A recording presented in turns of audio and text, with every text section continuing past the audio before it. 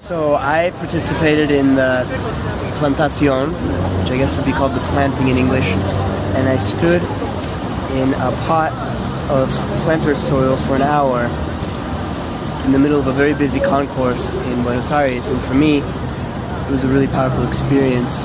At first, probably the first 20 minutes, I was paying attention to my body. I was paying attention to my feet, how they felt.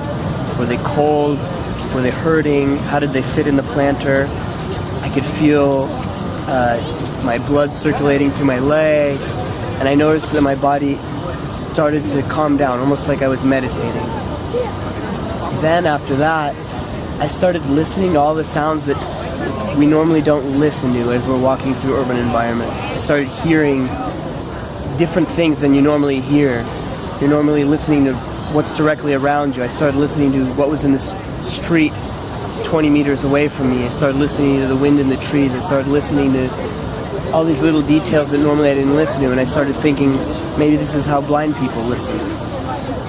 After that, I started noticing all the people that were walking by, because there's a ton of people who were in a busy area.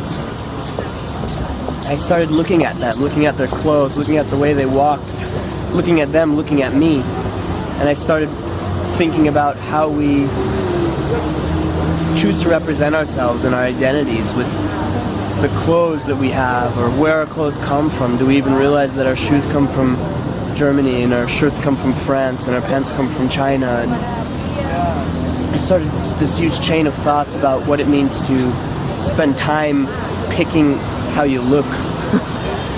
And after that, people started coming up to me and asking me, "What are you guys doing? Is this art?